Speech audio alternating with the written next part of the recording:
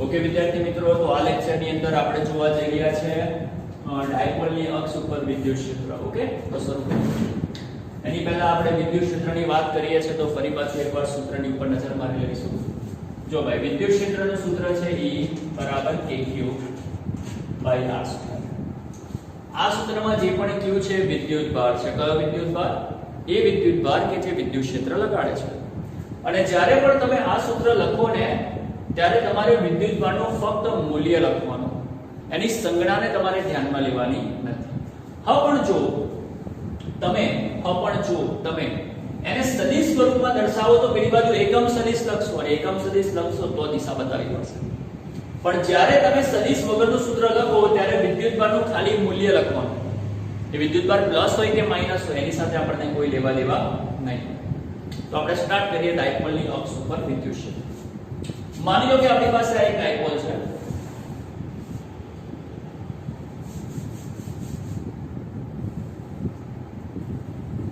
આ છે ડાયપોલનો +q વિદ્યુત ભાર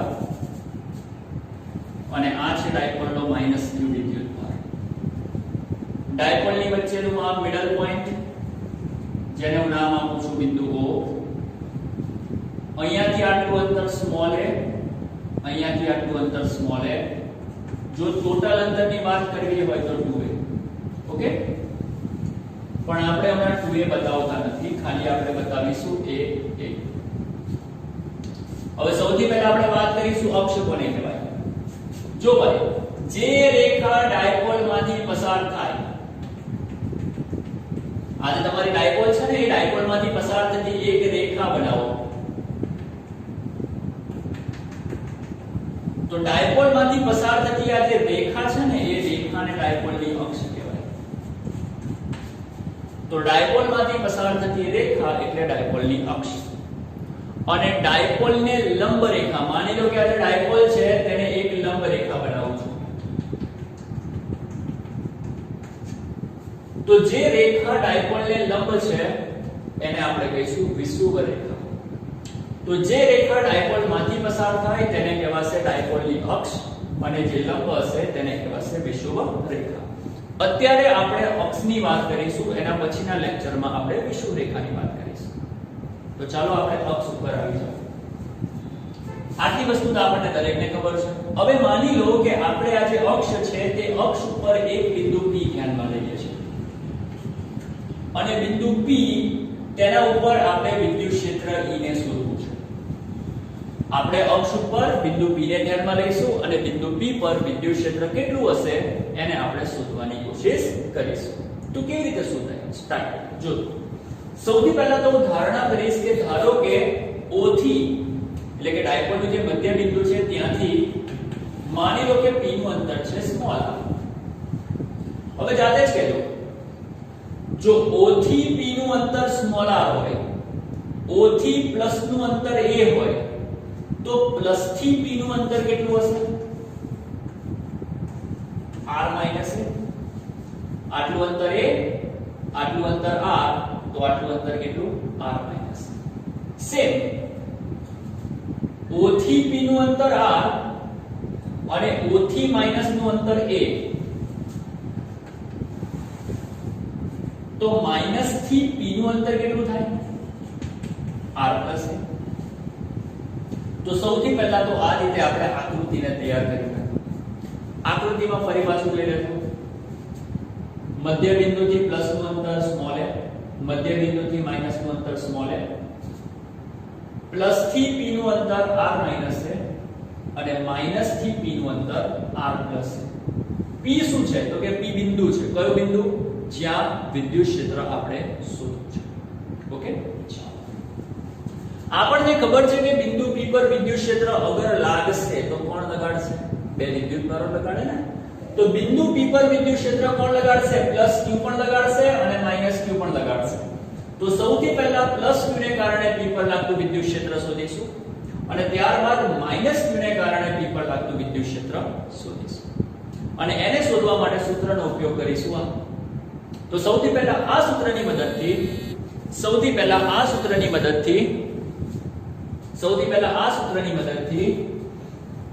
ને કારણે લાગતું વિદ્યુત ક્ષેત્ર શોધીએ અને અને ત્યારબાદ -q ને કારણે લાગતું વિદ્યુત ક્ષેત્ર શોધીએ.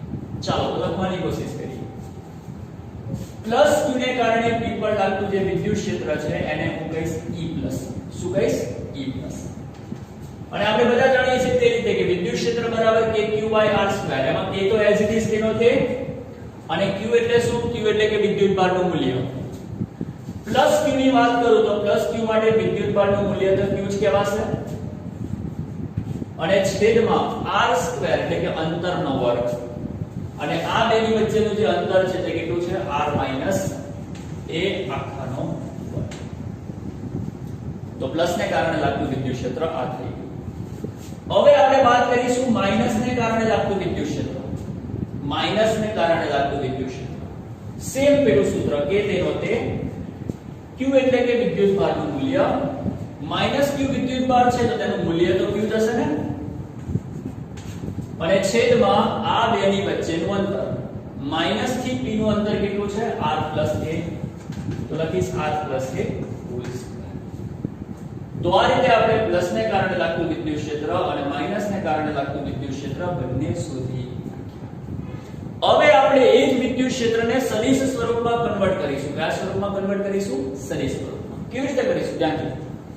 સૌથી પહેલા મને એમ કહો, કોઈ પણ ડાયપોલ હોય એની પાસે ડાયપોલ મોમેન્ટ હોય અને ડાયપોલની ડાયપોલ મોમેન્ટ કઈ દિશામાં હોય? ડાયપોલની ડાયપોલ મોમેન્ટ નેગેટિવ થી પોઝિટિવ ની દિશામાં હોય. જેનું અહીંયા બતાવીશ. જો મારી પાસે આ ડાયપોલ છે, તો એ ડાયપોલની ડાયપોલ મોમેન્ટ માઈનસ થી પ્લસ તરફ હશે, જેને હું અહીંયા આ દિશામાં બતાવું છું. તો આ જે મેં બતાવેલું છે તે ડાયપોલની ડાયપોલ મોમેન્ટ છે અને ડાયપોલની ડાયપોલ મોમેન્ટને p સંજ્ઞા અપાય. શું સંજ્ઞા અપાય? p સંજ્ઞા અપાય.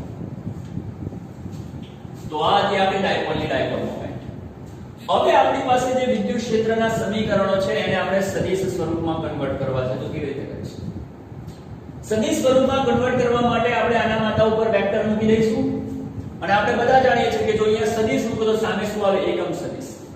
હવે મને એમ કહો, પ્લસ ને કારણે p પર લાગતું વિદ્યુત ક્ષેત્ર કઈ દિશામાં હોય? ઉપર તરફ હોય કે નીચે તરફ? પ્લસ ને કારણે p પર લાગતું વિદ્યુત ક્ષેત્ર ઉપર તરફ હશે કે નીચે તરફ હશે? તો કે ઉપર તરફ. કારણ કે પોઝિટિવ ચાર્જ શું કરે? ધક્કો મારે અને નેગેટિવ ચાર્જ ખેંચે. પોઝિટિવ નું વિદ્યુત ક્ષેત્ર બહાર તરફ હોય, દૂર તરફ, અને નેગેટિવ નું વિદ્યુત ક્ષેત્ર પોતાના તરફ હોય. સમજ પડે કે ના પડે? તો આ તમારો પોઝિટિવ ચાર્જ છે. એને કારણે આના પર લાગતું જે પણ વિદ્યુત ક્ષેત્ર હશે તે કઈ દિશામાં હશે? ઉપર તરફની દિશામાં હશે. વિદ્યુત ક્ષેત્ર ઉપર તરફની દિશા. ઉપર તરફની દિશા એટલે કે કઈ દિશા?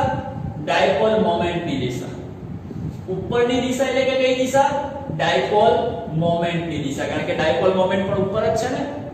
ટૂંકમાં પોઝિટિવ ને કારણે લાગતું વિદ્યુત ક્ષેત્ર E+ કઈ દિશામાં છે? ઉપર તરફ. એટલે કે ડાયપોલ મોમેન્ટની દિશામાં. તો એકમ સદિશ આપણે p કેપ લઈશું. ડાયપોલ મોમેન્ટની દિશાનો એકમ સદિશ p કેપ. ક્લિયર થયું? p કેપ કેવી રીતે આવ્યો? હવે આપણે વાત કરીશું નેગેટિવ ને કારણે લાગતું વિદ્યુત ક્ષેત્ર. નેગેટિવ ને કારણે આના પર લાગતું વિદ્યુત ક્ષેત્ર બોલો નીચે હશે કે નહીં હોય? કારણ કે નેગેટિવ ચાર્જ એટ્રેક્ટ કરે. તો નેગેટિવ ને કારણે p પર લાગતું વિદ્યુત ક્ષેત્ર નીચે હશે. નીચેનો મતલબ શું? ડાયપોલ મોમેન્ટની દિશામાં કહેવાય કે ડાયપોલ મોમેન્ટની વિરુદ્ધ દિશામાં કહેવાય? ડાયપોલ મોમેન્ટની વિરુદ્ધ દિશામાં કહેવાય. અને ડાયપોલ મોમેન્ટની વિરુદ્ધ દિશામાં હોય તો બોલો માઈનસ p કેપ આવે કે ના આવે? અહીંયા પ્લસ p કેપ, તો અહીંયા માઈનસ p કેપ હોવું જોઈએ કે ન હોવું જોઈએ? અને અહીંયા સદિશ મૂકી દીધું. આટલી વસ્તુ ક્લિયર થઈ ગઈ. તો આ રીતે e પ્લસ અને e માઈનસ આપણે ક્રિએટ કર્યું. ફરીથી પ્લસ ને કારણે લાગતું વિદ્યુત ક્ષેત્ર ઉપર એટલે કે ડાયપોલ મોમેન્ટની દિશામાં, તો એમાં પ્લસ p કેપ, અને માઈનસ ને કારણે લાગતું વિદ્યુત ક્ષેત્ર નીચે એટલે કે ડાયપોલ મોમેન્ટની વિરુદ્ધ દિશામાં એટલે માઈનસ p કેપ. આ રીતે વિદ્યુત ક્ષેત્ર ઉત્પન્ન થાય છે. હવે જો તમારે પરિણામી વિદ્યુત ક્ષેત્ર શોધવું છે તો પરિણામી વિદ્યુત ક્ષેત્ર શોધવા માટે આ બંનેનો શું કરવો પડે? સરવાળો કરવો પડે. તો હવે આપણે આ બંનેનો શું કરીશું? સરવાળો કરીશું. તો પરિણામી વિદ્યુત ક્ષેત્ર શોધવા માટે આ બંનેનો આપણે શું કરીશું સરવાળો. તો સ્ટાર્ટ કરીએ છીએ સાદુરૂપ આપીશું. બહુ ધ્યાનથી જોજો ફટાફટ. E પ્લસ તરીકે હું આને લખું છું AQ R minus A whole square P cap વત્તા કરીને E minus A minus છે બરાબર ને, તો માઈનસ કે કોણ AQ upon R plus A whole square. ચલો વત્તા ઓછા શું થઈ જશે? ઓછા થઈ જશે. અને P cap એક કામ કરો, P cap ને બહાર જ કાઢી દો. તો બોલાવો બને કે ના બને?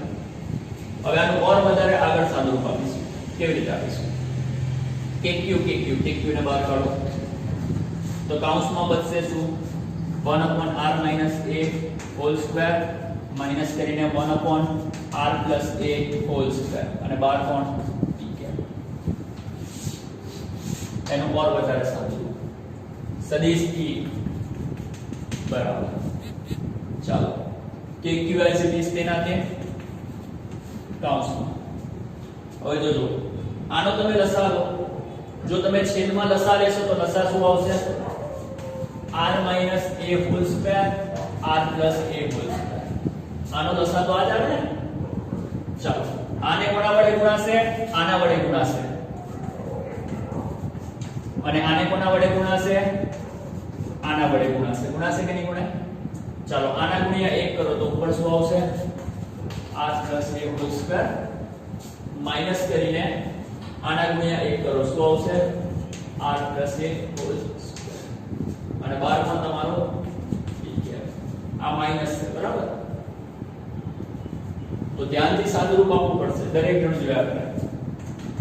KQ as it is તેના તે કૌંસમાં. ચલો આનું સાદુરૂપ આપો. આનું સાદુરૂપ શું થશે? પહેલા પદનો વર્ગ વત્તા 2 પહેલું પદ બીજું પદ વત્તા બીજા પદનો વર્ગ માઈનસ છે એટલે અહીંયા કૌંસ પડી જશે. આનું સાદુરૂપ શું આવશે? પહેલા પદનો વર્ગ ઓછા 2 પહેલું પદ બીજું પદ વત્તા બીજા પદનો વર્ગ થશે કે નહીં થાય? છેદમાં આને હું ચાહું તો આ રીતે લખી શકું R minus A નો વર્ગ એટલે કે R minus A R minus A. આને હું આ રીતે લખી શકું R plus A R plus A. Simple છે.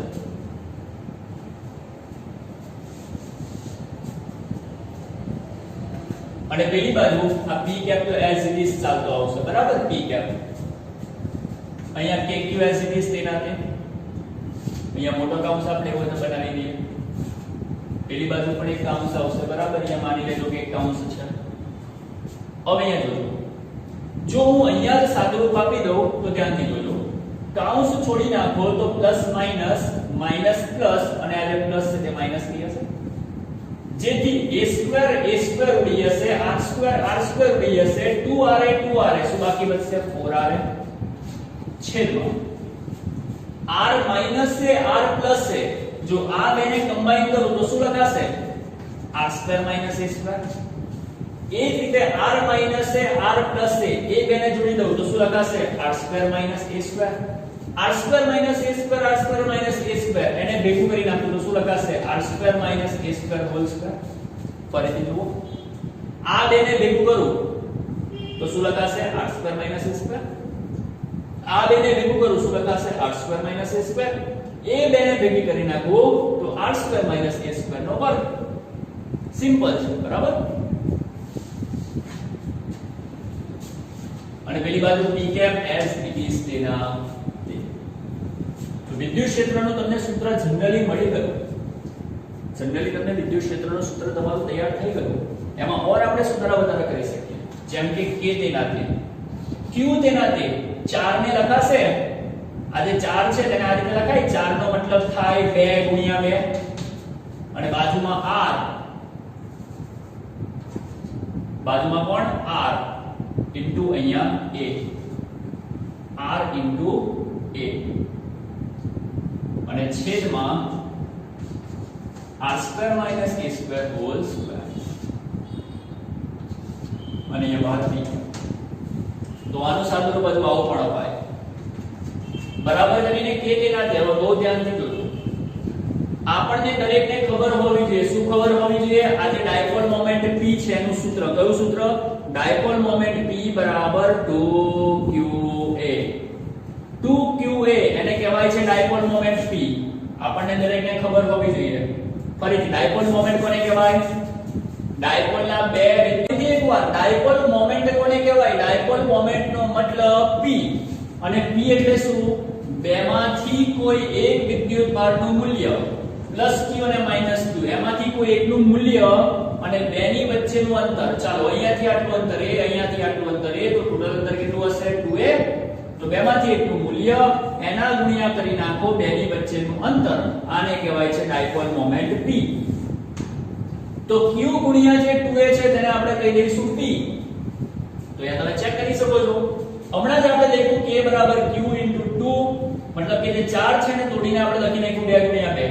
r તેના તે, a તેના તે, છેદમાં કૌંસ એનો વર્ગ તેનો તે, p કેપ તેના તે. હવે ધ્યાનથી જોજો, આપણે દરેક જણ જાણીએ છીએ કે q ગુણ્યા 2a એને તો p કહેવાય. તો અહીંયાથી ગયો q, અહીંયાથી ગયો 2, અહીંયાથી ગયો a. q2a એને શોર્ટમાં શું કહીશું? p. તો k તેનો તે, આ 2 તેના તે, આ r તેના તે, પણ q * 2a એને p કહેવાશે ડાયપોલ મોમેન્ટ. ઓકે, તો q * 2a એની જગ્યા પર મેં લખી નાખીશ p. આ as it is તેનો તે, આ p કેપ તેના તે. હવે આપણે શરત મૂકીશું. શરત શું? માની લો કે મધ્ય બિંદુથી જે p નું અંતર r છે એ ડાયપોલના વિદ્યુતભારના સ્મોલ a અંતર કરતા બહુ જ મોટું છે. મતલબ કે જો small r is very very greater than small a, તો બોલો આ સૂત્રમાં તમે સ્મોલ a ને ઇગ્નોર કરી શકો કે ના કરી શકો? કરી નાખો. જો આ સૂત્રમાં તમે a ને ઇગ્નોર કરી નાખો તો બાકી શું બચે? r2 અને આખાનો વર્ગ. તો r2 આખાનો વર્ગ ઇગ્નોર કરી નાખ્યો. તો છેલ્લું સૂત્ર આ મળી ગયું. હજુ પણ તમે એમાં મોડિફિકેશન કરો. શું થશે બોલો? r2 ગુણ્યા r2 નો વર્ગ એટલે શું લખાશે? r ની 4 ઘાત. અહીંયાથી 1 r ગયો, અહીંયાથી 1 r ને કેન્સલ કરો તો બોલો r નો ઘન લખાશે કે નહીં લખાય? અને સાથે p keep as it is તેના તે. તો છેલ્લું જે સૂત્ર તમને મળે છે સદિશ E નું, બોલો આ મળે કે ના મળે? આ તમને છેલ્લું સૂત્ર મળ્યું. આમાં પણ તમે એક ફેરફાર કરી શકો. શું ફેરફાર કરી શકો? ધ્યાનથી જોજો. ક્યાં લખું? અહીંયા જ કશે લખી નાખું છું, બરાબર? આ જગ્યા પર લખું છું અથવા તો અહીંયા લખું છું. સદિશ E as it is તેના તે બરાબર તેના તે, આ 2 તેના તે, આ k તેના તે. આ જે p છે ને એ તમારી ડાયપોલ મોમેન્ટ ને પ્રેઝન્ટ કરે છે. ડાયપોલ મોમેન્ટ નું મૂલ્ય એ ડાયપોલ મોમેન્ટ ને ડાયપોલ મોમેન્ટ નો એકમ સદિશ એની સાથે એડ કરી દઈશું તો લખાશે સદિશ p અને છેદમાં તમારો r. તો આ જે તમારું સૂત્ર છે એ ડાયપોલની અક્ષ ઉપર વિદ્યુત ક્ષેત્ર શોધવાનું સૂત્ર છે. અને તમારું આ જે બિંદુ p છે એ બિંદુ p પર વિદ્યુત ક્ષેત્ર કેટલું હશે? તો કેટલું હશે? દરેકને ક્લિયર થઈ ગયું? બહુ ધ્યાનથી જોજો. જ્યાં તમને એવું લાગે નોટ કરો છે.